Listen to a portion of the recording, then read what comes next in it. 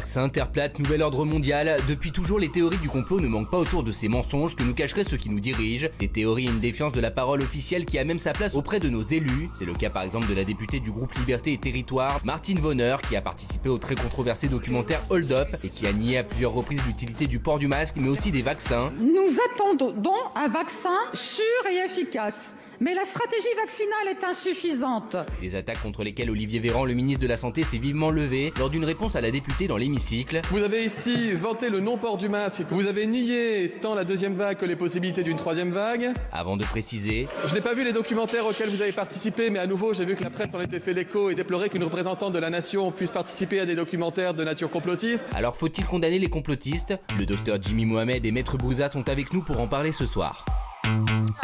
Faut-il condamner les propos complotistes? Et c'est vrai que ça a été le gros coup de gueule de notre ministre de la Santé. Aujourd'hui avec nous, il y a le maître Alberto Carlo Brusa, merci. Vous avez amené beaucoup de dossiers. Il a amené des bulletins, hein, apparemment. Vous avez défendu de grandes personnalités comme Ribéry, Zidane ou encore Stéphane Plaza.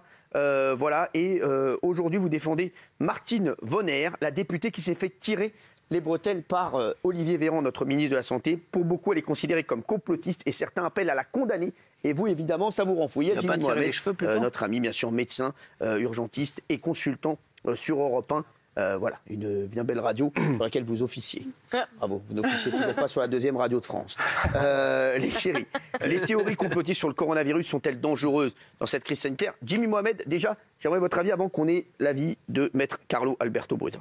Alors, en ce qui concerne le complotisme, on a le droit d'être complotiste. D'ailleurs, beaucoup de Français adhèrent à une des théories du complot. Le 11 septembre est un complot, on n'a jamais marché sur la Lune.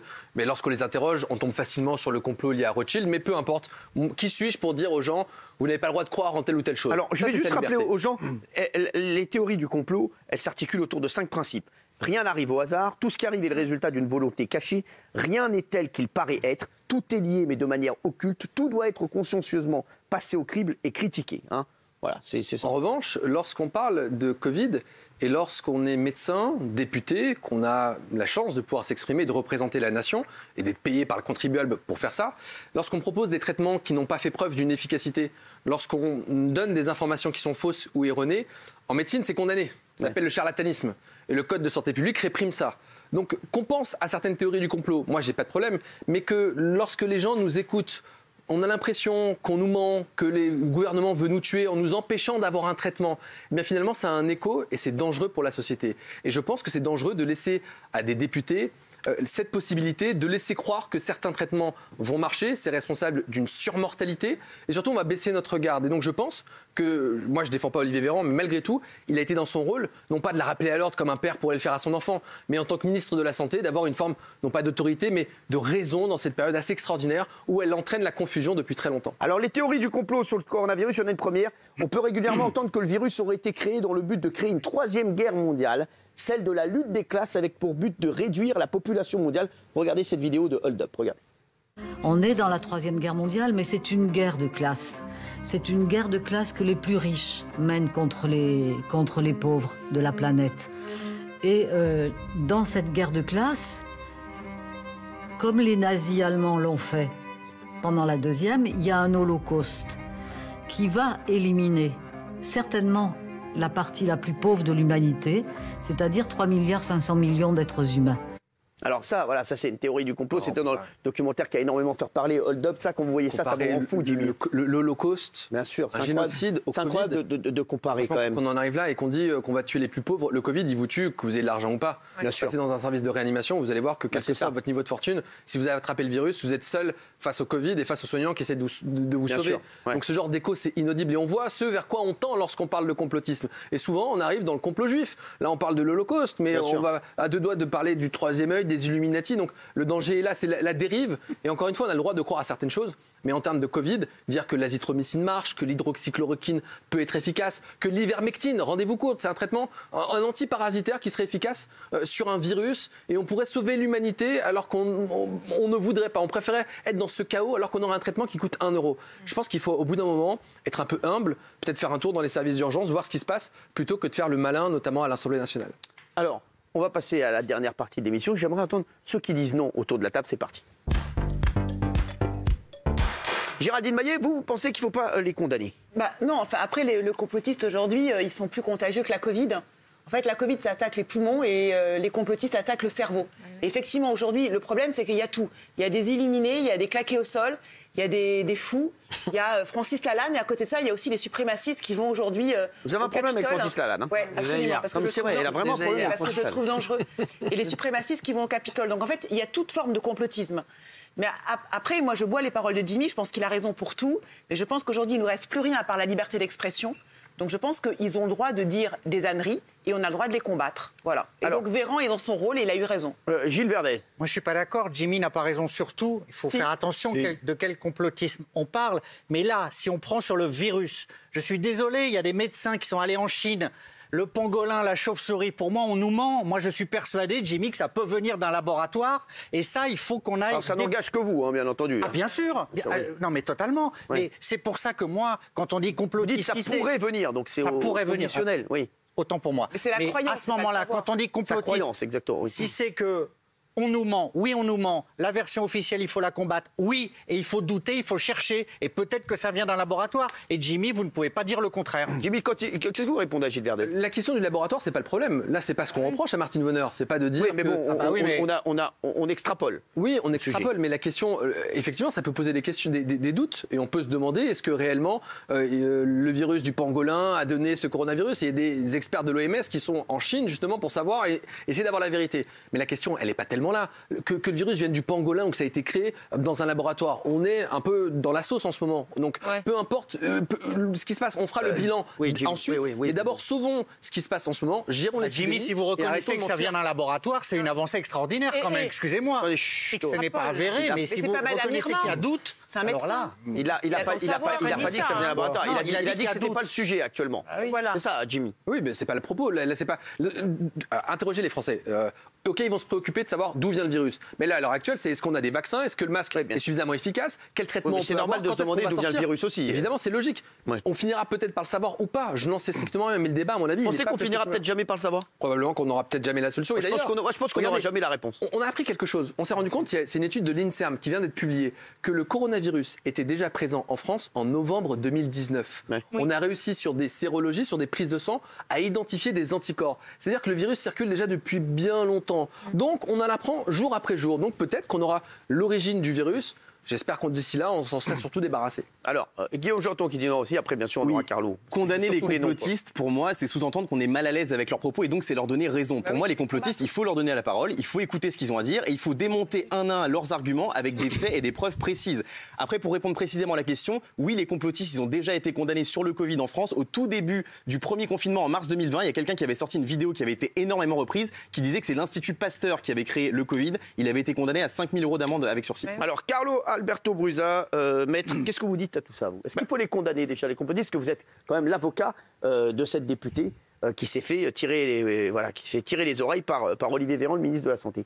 J'aimerais bien qu'on mette un peu le point sur les i. Là, je suis en tant qu'avocat et pas en tant que président de Réaction 19. Et je suis effectivement le conseil de Mme Vonner. Je suis son avocat. J'ai déposé déjà une plainte contre Libération parce que on a dit, et même un député, s'appelle M. Orphelin, dit avec celle-là, il faudra lui régler les pendules après la Covid-19. Ça veut dire tout simplement que aujourd'hui, avec le mot complotiste, on a une latitude trop large. C'est-à-dire que, d'abord, complotiste, on pourrait considérer une injure sur le plan juridique.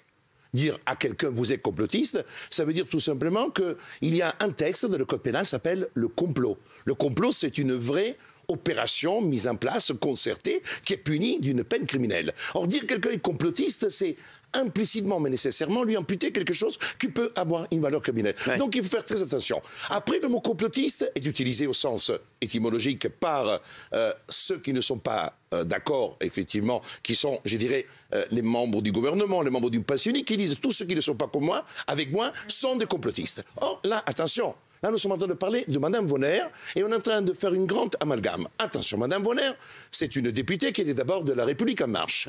Ensuite, elle a quitté ce parti. Elle fait partie aujourd'hui de Liberté et Terroir et elle s'exprime en tant que députée au nom du peuple français. Il ne faut pas l'oublier. M. Véran n'est qu'un simple ministre. Ça veut dire quelqu'un qui fait partie d'un exécutif, qui est nommé par le Premier ministre, par le Président de la République, et qui n'est pas élus au suffrage universel. Donc déjà, il faut quand même pas oublier une chose, que quand un député pose une question, quelle que soit la valeur de la question, est une question posée au nom du peuple français. On va juste revoir les images. On va juste revoir les images de Olivier Véran. Vous allez voir. Voilà, elle a fait beaucoup parler d'elle depuis le début de la pandémie, Martine Vonner. Et Olivier Véran, il n'y est pas allé par 4 chemins. Il avait l'air énervé. Madame la députée Vonner, vous avez tour à tour dans cet hémicycle vanté les mérites de traitement dont même les auteurs considèrent désormais qu'ils n'étaient pas efficaces. Vous avez ici vanté le non-port du masque. Vous attaquez assez durement, je crois, la stratégie vaccinale. Je ne peux plus vous lire parce que vous m'avez bloqué sur Twitter sans que j'ai jamais eu d'interaction avec vous. C'est dommage. Je ne peux pas, par contre, vous laisser utiliser le micro de l'Assemblée nationale pour faire des recommandations ou des prescriptions médicales qui sont potentiellement délétères. Faites attention, je vous en supplie, à ce que vous dites parce que derrière, il y a des gens qui font des choses. Voilà. Les propos sont d'une extrême gravité de la part de M. Véran. Je ne peux pas vous permettre de vous laisser le micro dans l'enceinte de l'Assemblée nationale. C'est-à-dire que vous avez l'exécutif qui va se permettre de parler au nom de ce qui est en pouvoir, qu'aujourd'hui dirige la France au sens même autoritaire du terme, et qui va dire quasiment à empêcher à une députée qui représente le peuple français dans l'enceinte de la démocratie, de s'exprimer. À la limite, après on peut critiquer, il n'a même pas répondu à la question. Il n'a même pas répondu à la question. C'est tout simplement qu'il est passé outre ce qui est le devoir, parce que n'oublions pas que le gouvernement reçoit la confiance des Français par le vote du Parlement. Oui. Ça veut dire que le ministre reçoit cette délégation de pouvoir qui est donnée par le vote de confiance. Madame Vonner est une députée. Est une députée. Mais une fois de plus, c'est un peu comme hier. Vous raisonnez sur des fondements démocratiques, très bien, vous avez sûrement raison sur le fait. Mais excusez-moi, quand un député dit des bêtises et se met à la place d'un médecin, il est bien normal que le ministre de la Santé dise Madame, vous ne pouvez pas prescrire à la place d'un médecin. Laissez-moi finir. Oui. Donc voilà, donc moi je comprends très bien, vous avez un point de vue juridique et sûrement très juste, mais un point de vue c'est l'avocat de Madame Vonner, d'éthique, je trouve ça, excusez-moi, ça me pose un problème. Maintenant, vous avez expliqué le contraire. L'éthique, laissons l'éthique, la morale. Là, on parle de droit, il y a des règles qui régissent notre pays. Et maintenant, revenons sur la question médicale. Le protocole du collectif, ce n'est pas un protocole de Mme Vonner, c'est un protocole qui est fait par un collectif à laquelle participent 300 médecins. Ce protocole, au moment où nous parlons, n'est pas contesté sur le plan légal. Il est inscrit sur un site et il a été promu en tant que... Il y a Jimmy Mohamed qui rigole. Mais monsieur Jimmy Mohamed, il doit moins rigoler parce qu'il fait la promotion du vaccin, alors que je peux vous dire une chose aujourd'hui, on peut parler maintenant que du danger de ce vaccin. C'est quoi le danger ? Pardon ? C'est quoi le danger ? Alors, cher monsieur... Ah, il ne faut pas le lancer là-dessus, s'il vous plaît. Non, mais juste, j'espère malgré tout. Vous parlez beaucoup. Oui, laissez Jimmy Mohamed. Jimmy Mohamed, il a menti, il vient de mentir. Il a dit un truc énorme. Jimmy Mohamed. J'espère que vous êtes... jamais. Non, mais j'espère, et je vous le dis en toute tranquillité, j'espère que vous êtes un meilleur avocat qu'un meilleur virologue ou épidémiologiste. Lorsqu'on parle notamment des traitements que vous proposez, que certains proposent, lorsque je vous ai dit, on propose un traitement qui n'a pas fait preuve de son efficacité, ça s'appelle du charlatanisme. Lorsqu'on parle de l'hydroxychloroquine, par exemple, il y a un médecin... Professeur Raoult. Professeur Raoult, et il y a un médecin à Stanford qui a été soutenu justement par le professeur Raoult, qui s'appelle le docteur John Leladis, qui vient de dire, et qui, dans un article qui va paraître dans Nature demain ou dans quelques jours, je le connais très bien, que probablement nous avons tué 100 000 patients avec l'hydroxychloroquine. Voilà ce qu'il a dit dans un enregistrement avec un article qui apparaît. Ça veut dire malgré tout qu'il y a une perte de chance lorsqu'on propose des traitements qui n'ont pas fait preuve de l'efficacité. Alors, je vous propose une seule chose. C'est vrai que vous avez un point commun avec Francis Lalanne, c'est que vous ne portez pas de masque lorsque vous êtes en extérieur. Je vous propose une chose. Je vous propose juste une chose. Je vous propose juste une chose. C'est pas une insulte. Je dois parler de M. Lalanne. Moi, je n'ai rien à faire. Je n'ai aucune relation avec M. Lalanne. Mais vous dites que vous avez un point commun, c'est que vous ne portez pas de masque lorsque vous êtes à l'extérieur. Moi, je vous invite à faire une chose. Plutôt que de faire le beau là sur les plateaux télé, c'est de venir m'accompagner sur le terrain. Ou peut-être d'aller dans un service de réanimation sans masque. Ou dans un service d'unité d'urgence. Ou alors dans un service Covid. Et vous allez apprendre deux choses. La première, c'est l'humilité. Et la deuxième, c'est qu'il faut porter un masque pour être protégé. Et au-delà de ça, vous verrez que derrière tout ce que vous dites, finalement, il n'y a pas grand-chose. Il n'y a aucun fondement scientifique. Et vous faites énormément de mal dans l'esprit des gens dans une période extrêmement difficile et tendue. Donc un peu d'humilité. Peut-être que si vous avez une passion pour la médecine, je vous invite à faire des études de médecine. Je dois vous répondre. Mais ça reste, honnêtement, je dois vous répondre. Après tout ce qu'on a vécu depuis un an, honnêtement, l'hydroxychloroquine, monsieur, il y a une décision du Conseil d'État italien qui a... Vous avez vu, les complotistes, ils ont toujours la géopolitique. L'Azerbaïdjan, l'Italie, l'Albanie. C'est ça qui est fort avec... Vous citez Nature. Moi, je vous cite décision du Conseil d'État italien qui est considéré, après avoir reçu tous les rapports médicaux, comme étant un processus qui est parfaitement miscible en tant que protocole de soins en Italie. Et l'hydroxychloroquine avec l'azithromycine est utilisée en Italie. Alors, on est toujours dans une carrière médicale. Moi, ça ne m'intéresse pas. Vous parlez du masque. Les masques, je suis en train d'avoir des informations, des remontées qui viennent de tous les enfants. Taux d'oxygénation avant de commencer l'école. Je peux vous rapporter...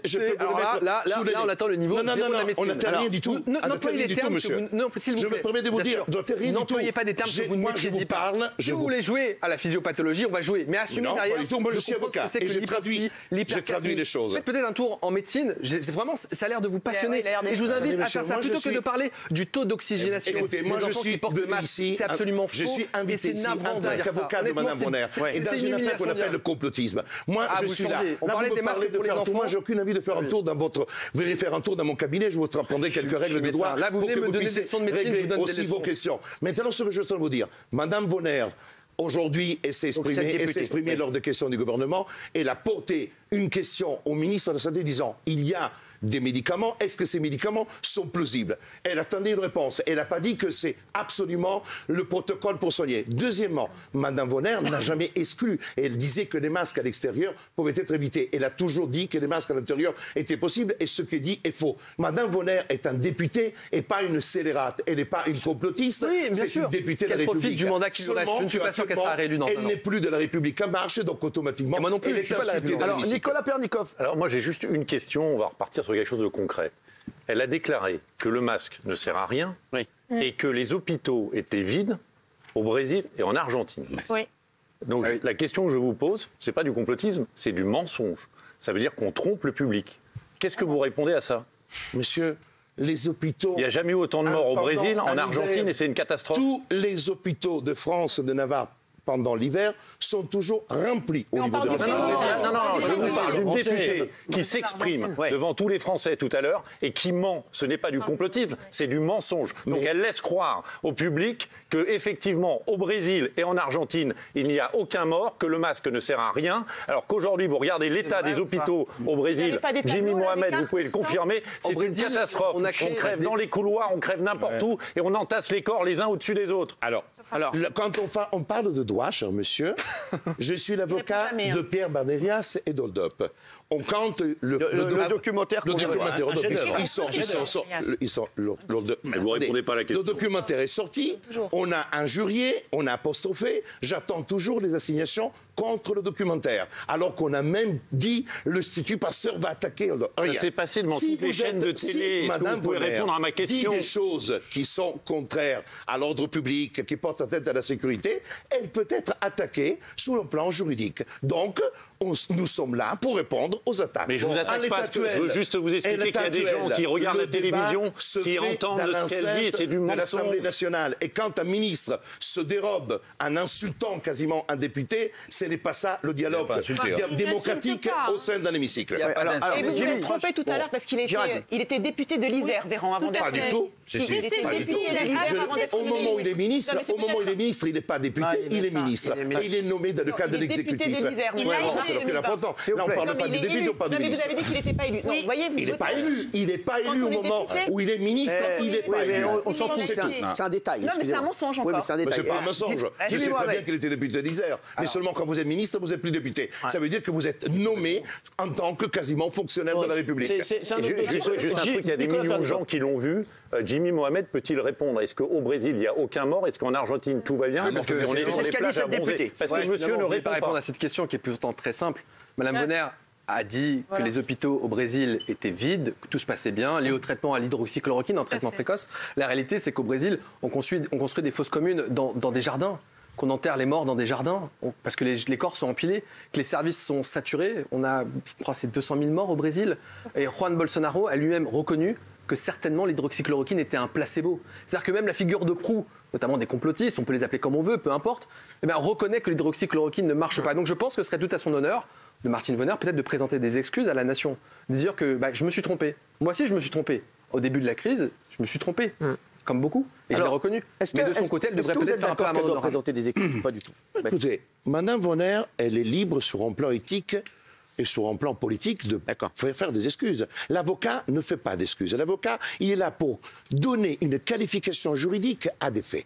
S'il y a injure, diffamation, atteinte, alors c'est comme ça que nous fonctionnons. Le problème qui se pose, c'est que nous sommes en train de perdre cet état de droit. On discute sur un plan moral, sur un plan éthique, sur un plan médical, alors qu'il y a le droit. Et si le droit, nous le réintégrons dans notre système de pensée, dans notre vie, on aura peut-être une gestion beaucoup plus.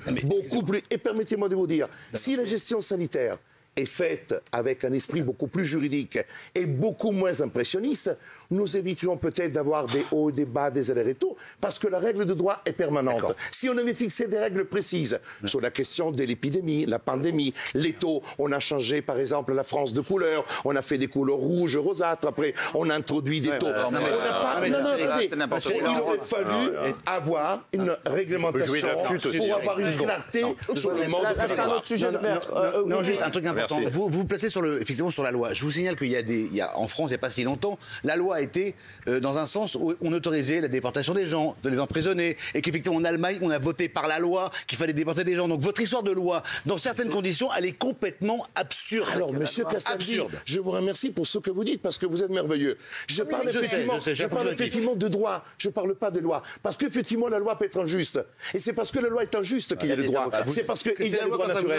Pas du tout. La loi peut être injuste. Effectivement, la loi qui a prononcé le confinement, les décrets qui ont prononcé effectivement la mesure de semi-liberté dans lequel nous vivons sont des atteintes liberticides à notre état du droit. Un état du droit dans lequel il est inscrit sur le palais liberté, égalité et fraternité, et pas liberté, égalité et santé. Alors, et malheureusement, on a mis la santé avant la liberté.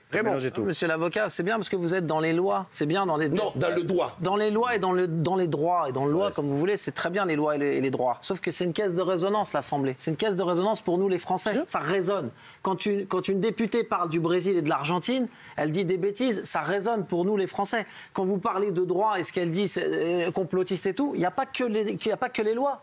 Elle a aussi une part de responsabilité. Donc vous lui reprochez à M. Véran de ne pas avoir répondu à la question. Quand vous a posé la question sur le Brésil et l'Argentine, vous ne répondez pas vous-même. Mais moi, je ne suis pas député. Oui, je ne suis pas ministre de la Santé. Mais vous êtes sa représentante. Vous êtes son représentant. Ça vous arrange. Nous, on vous écoute et je pense qu'il y a une responsabilité de votre députée, enfin de Madame la députée. Elle a une responsabilité quand elle rentre à l'Assemblée. Il ne faut pas qu'elle lance comme ça des trucs à tout va. Donc vous êtes dans le droit et dans la loi, mais nous, on écoute les hommes politiques parce que on est guidé par eux, en fait. J'apprécie votre remarque. Pourquoi ? Pourquoi je l'apprécie ? Parce que c'est ce qui manque aujourd'hui, c'est le débat parlementaire. C'est-à-dire que toute la gestion de la crise sanitaire est faite par un exécutif qui reçoit l'intégralité de tout le pouvoir. Alors que normalement, c'est le Parlement qui doit travailler pour respecter les libertés. C'est l'article 34. Je ne connais pas bien Martine Vonner, mais est-ce qu'elle a fait promotion de la colchicine ? Elle aussi, la colchicine, elle dit que ça marche ? Je ne sais pas, parce que je ne connais pas tous ses travaux, je ne sais pas si elle a publié des choses. Elle promue aussi, elle dit que la colchicine marche. Vous êtes sûr ? Mais absolument pas. Alors, on va revenir sur les théories du complot. Il y a une autre théorie du complot qui revient régulièrement avec la Covid, c'est le fait que les masques seraient totalement inutiles. Qu'est-ce que vous dites à ça, Jimmy ? Est-ce qu'on est obligé de répondre à ça un an après la plus grande pandémie et quelque chose de... Non, parce que c'est ce qu'a dit aussi. Donc il y a des études qui le montrent très clairement. Une étude que je viens de relire du Centre de contrôle des maladies infectieuses américaines qui montre que le port du masque réduit la charge virale et réduit la contagion. Donc c'est pour ça que je vous invite notamment à porter un masque. Ils ont fait des études notamment à l'US Navy sur un navire où les militaires qui portaient un masque avaient 70% de risque en moins d'avoir la maladie. Et même, il faut dire aux gens, et ça c'est important parce que malgré tout, on peut donner des petits conseils simples. Moi, j'ai vu un monsieur qui a 45 ans qui avait le Covid. Il vit avec ses parents de 65 ans, dont l'un est en chaise roulante, handicapé, avec une myopathie, une maladie respiratoire. Et la maman, elle est obèse, elle est hypertendue, diabétique. Et donc, je me suis dit, si les parents l'attrapent, ça craint parce qu'ils vivent ensemble. Je leur ai dit, mettez le masque tout de suite à la maison.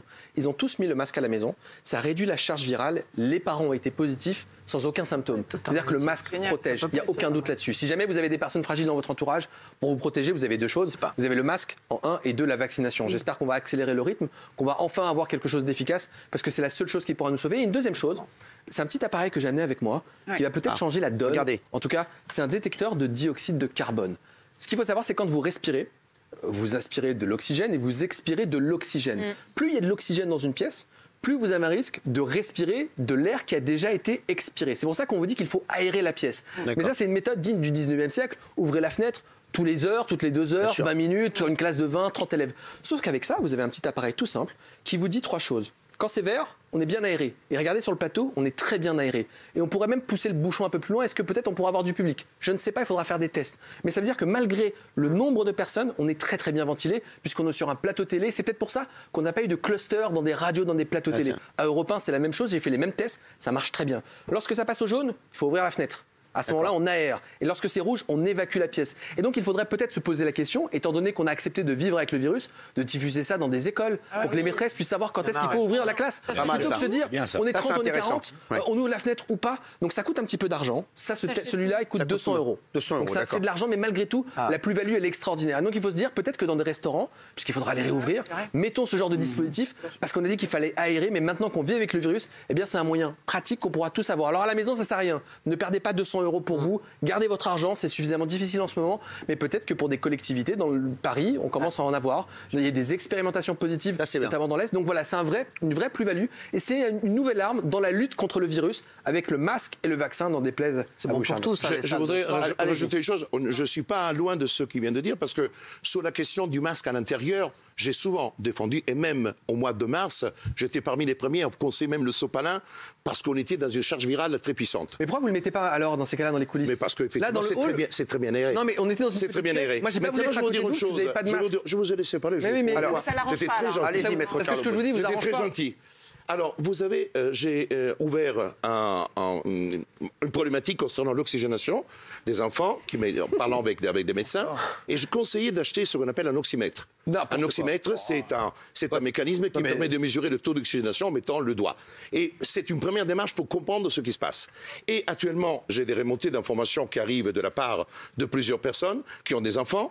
Ils mesurent le taux d'oxygénation des enfants avant d'aller à l'école et ensuite le taux d'oxygénation quand ils sortent après avoir porté le masque toute la journée. Les résultats sont effrayants. Ça veut dire que vous avez, par exemple, deux enfants, 7 et 9 ans, une famille qui s'appelle un peu comme vous, il y a même Benjamin, et il y a taux 98% d'oxygénation, 93% de pulsation du cœur. L'autre enfant, c'est 98 et 87 pulsations. À la sortie, vous avez un enfant qui a 83% et un autre enfant qui a 89%. On nage en plein délire. Qu'est-ce que vous répondez à ça? C'est surréaliste. Avec les photos de l'oxymètre. Là, vous montrez toute la médiocrité des connaissances du coronavirus. Et là, vous venez malheureusement devant peut-être 1 million de personnes. Un peu plus. Malheureusement, je suis navré de vous le dire, vous venez de perdre votre crédibilité. Malheureusement, en face de vous, il y a déjà une plainte contre les masques. Quand je déposerai les éléments complémentaires pour informer effectivement le juge d'instruction de ce qui est la réalité d'oxygénation de 2 enfants, on va voir monsieur Jimmy Mohamed. Je vous assure, j'irai même pas besoin d'avocat. Je suis sûr, j'irai au tribunal sans avocat, j'irai seul au monde, juste avec mes connaissances médicales, c'est mon titre de docteur en médecine. Il faudrait que ça s'améliore parce que quand vous parlez l'ARN messager, vous le maîtrisez pas très bien. Et vous devez vraiment mieux vous informer. Parce que franchement, c'est des virologues, avocats, médecins, vous avez toutes les casquettes. Justement, il y a une sur le taux d'oxygène, c'est catastrophique de dire ça. On peut faire un marathon avec un masque, même pour les enfants, on peut les laisser courir. Et lorsqu'on a 83% de taux d'oxygène, lorsque vous dites, c'est une détresse respiratoire, c'est de l'hypoxie grave qu'on voit lorsqu'on a des crises. Oui, mais vous ne maîtrisez pas vos outils, c'est ça le problème. Non, je ne maîtrise. Vous parlez de choses que vous ne maîtrisez pas. Donc le masque, chez les enfants, n'apporte aucun danger. Non, le taux d'oxygène ne va jamais baisser. Décès d'un enfant avec le masque lors d'éducation physique, à savoir mise à l'examen du professeur. Vous avez tout ça. C'est malhonnête. Pas du tout. Ce sont les informations qui ne circulent pas. Ce sont les informations. Tout à l'heure, on vous interroge sur un point, vous dites je suis pas médecin, je suis avocat, moi. Et là, maintenant, vous êtes devenu médecin. Pas du tout. Il y a un enfant qui est décédé. Et il y a un professeur qui est mis à l'examen pour avoir porté le masque pendant le cours d'éducation physique. Vous pouvez pas dire ça. Pas du tout. S'il vous plaît. Pas du tout.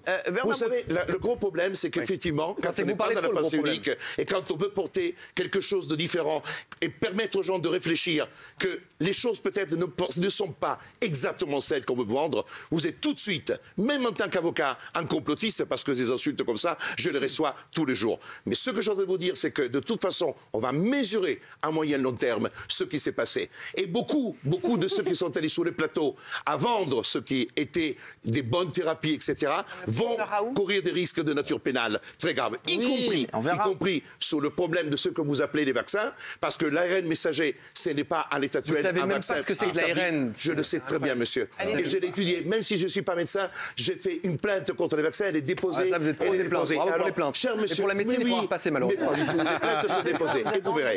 Et vous verrez. Et vous verrez, c'est pas une menace. Je défends les gens qui évitent de se faire berner par des médecins comme vous, monsieur. Pardon, mais ce que véhicule, on le voit sur les réseaux sociaux. Le problème de ce monsieur, c'est qu'il véhicule des fausses informations et qu'il y a des gens, même minimes, qui vont le croire. Et c'est une catastrophe, monsieur. Arrêtez de faire ça, je vous en supplie. Alors, Gilles Verdez, Gilles Verdez voudrait répondre. Nicolas, moi je suis pas d'accord avec tout ce que dit Maître Brouza, mais il a le mérite de porter publiquement la parole du doute. Mais c'est pas son métier, de quoi il parle. Il y a un médecin. Laissez-le finir, C'est sûrement un très bon avocat. Je le connais en tant qu'avocat. C'est peut-être un très bon avocat, mais que ça s'arrête là. Regardez, il maîtrise. Il y a des téléspectateurs qui regardent, il y a des gens qui écoutent. Vous voyez ce que vous faites, la parole quand elle est différente, elle vous gêne. Nicolas Pernicov, merci.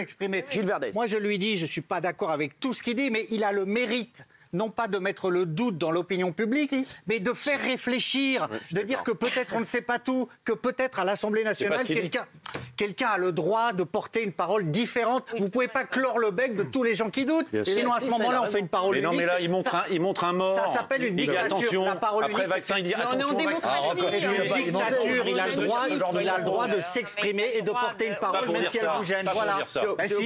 On a passé notre temps à critiquer ici, à parler des injonctions contradictoires. On est complètement en démocratie. On peut dire ce qu'on veut à l'Assemblée, on peut dire ce qu'on veut. Arrêtez de penser qu'on est en dictature. C'est insupportable. Parce qu'il ne le laisse pas parler. Voilà, il ne le laisse pas parler. C'est un débat contradictoire. Alors qu'il le laisse donner ses arguments. Je trouve que vous êtes très dur avec notre invité. Tout le monde lui tombe dessus. Vous l'agressez. Et ce qu'il dit, moi, je ne veux pas prendre position. J'y connais rien. Mais laissez finir Guillaume sur le masque. Mais il ne faut pas qu'il dise qu'on l'agresse. Si vous l'agressez. Non, on l'a pas agressé. En quoi vous êtes plus légitime que lui? En quoi vous êtes plus légitime que lui, à part Jimmy qui est médecin? Personne n'est médecin ici. Donc voilà. Donc, et ce qu'il dit, pardon, et moi j'y connais rien, je reconnais, je n'y connais rien. Ça se voit votre veste. Non, mais c'est vrai. J'ai simplement une question. Quand il dit que avec le masque, on respire moins bien, étant donné que ça filtre les particules, est-ce que c'est vrai qu'on respire moins bien avec le masque ou pas? C'est une question pour Jimmy. C'est Jimmy qui va y répondre. C'est dramatique qu'on en soit encore là, honnêtement, de se demander, alors, un, si le masque est efficace, et deux, si jamais, alors écoutez, des chirurgiens, le porte-bloc opératoire, ils s'en portent très bien, ils font des interventions extraordinaires. Chez les enfants, le port du masque a permis de réduire notamment les infections virales, ils tombent un peu moins malades, les enfants, et il va servir à les protéger, et peut-être de laisser les écoles ouvertes. Et le problème, cher maître, lorsque vous dites des choses, vous dites des mots compliqués, que vous ne comprenez pas a priori, en tout cas que vous ne maîtrisez pas, c'est que c'est vrai qu'on a eu un accès à l'information assez incroyable. On n'a jamais eu autant d'études, on s'est tous intéressés à la médecine et c'est une bonne chose. Mais la seule chose, c'est qu'il faut reconnaître que la science, c'est difficile. Et même moi, j'apprends jour après jour de ce que je dis et je progresse et je me trompe et j'essaie de me relever. Ce qu'il faut bien comprendre, c'est que demain, si on me donnait le mode d'emploi et les outils pour créer un avion, on m'explique de A à Z comment le faire, ben, j'y arriverai pas. Bien, malheureusement, en médecine, c'est exactement la même chose. On a beau vous donner des études les unes en face des autres, on n'a peut-être pas les outils et clairement, vous n'avez pas les outils pour les décoder. Donc avant d'asséner des contre-vérités, de mettre le doute dans l'esprit des gens, je pense qu'il faut un peu d'humilité et se dire quelle sera votre part de responsabilité dans le futur. Regardez, faut-il condamner les propos complotistes? Oui à 43%, non à 57% du public. Non.